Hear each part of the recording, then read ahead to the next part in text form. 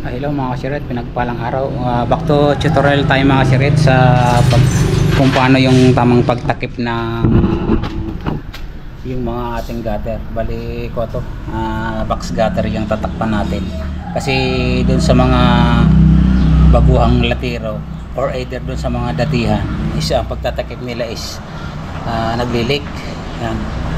Bali nagawa na natin tong mga takip niya. Yan. Ngayon is ituturo ko lang sa inyo kung paano ito takpan na hindi siya maglilik.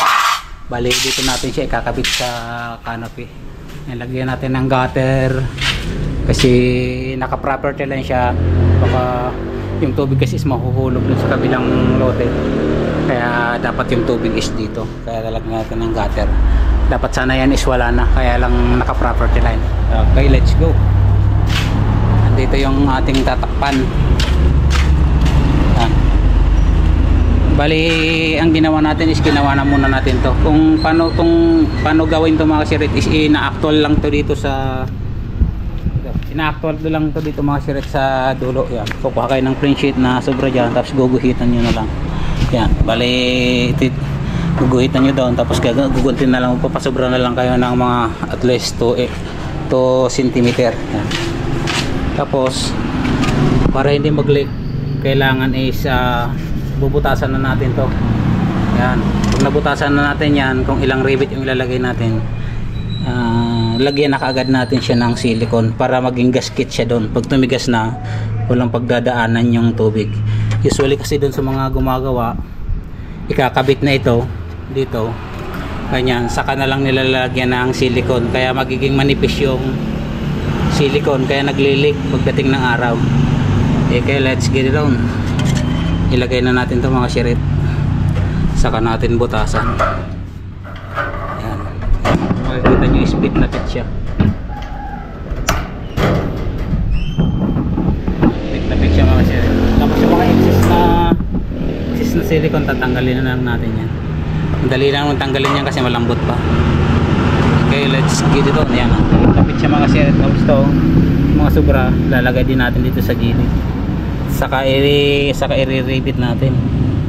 Yan, talagang wala siyang kalik. Yan. Tapos lalagyan natin ng rivet. Let's get it out. Rivet na Jason. Kuno mo yung riveter natin doon sa kapwa 1.8.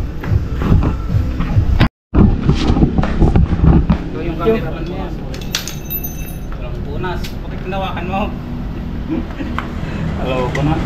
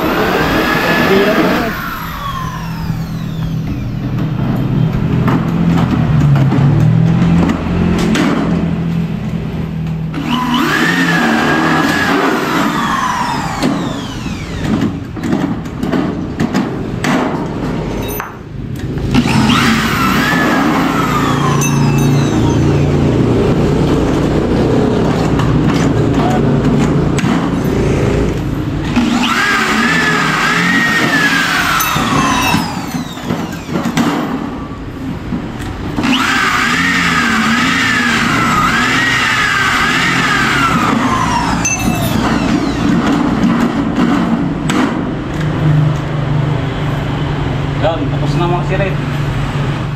Sayang punas dapat may yan to. Sino ang blue? Dapat ilamit ko. Saan lubat? Tamat. Ha? Lubat. Pindo to ma. That's kira na to. Ito na lang yan. Liwan, lubat. Pwede nga lubot ata, ko lang ata. Yan mga siret, lapat na lapat. Tapos ilalagyan na lang natin yung gilid ng iba para talagang walang kalik. Nakagaskit kasi siya mga siret, kaya yun ang advantage ng ganyan. Dapat kahit gutter, takip is lagyan natin ng silicone kaagad bago natin i-rebit para wala talagang leak. Okay, parang pinaka-uring yan. Let's get it out. Siret, bali lalagyan muna namin siya ng mga yan, hanger. Isang sikreto pa para maging tuwid yung ating gutter is lalagyan natin dito siya ng hanger, tapos ikakabit natin doon siya pa showerboard. Tapos dito naman yung pang-align, kakabit naman to doon sa parlina. Let's go. Gusto lang ata. Yung bawat dugtungan lang ipabitbit na, tapos sa ating duwa pang palintig ta.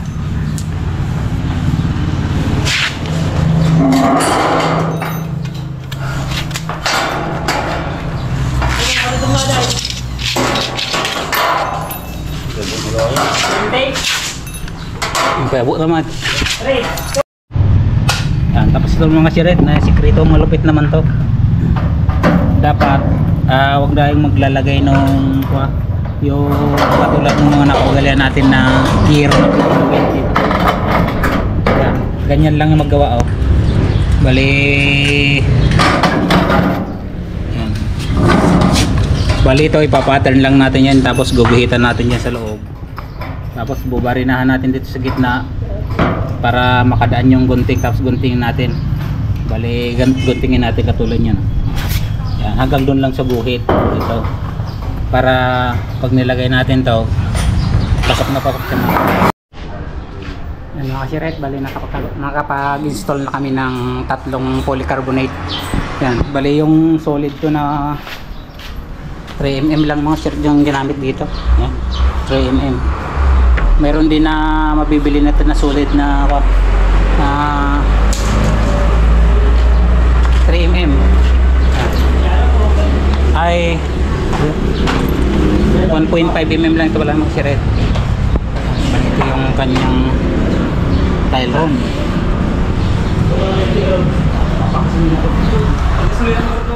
Para hindi mabasa yung sasakyan. At the same time maliwanag din. Halos natatrap niya lang 80% na liwanag, sunlight. Ito yung pagkakaiba niya mga siret. Pag wala siyang bubong, ganyan yung liwanag na tatagos. Pag meron na halos 80% na liwanag yung kanyang nakokontrol. Let's go.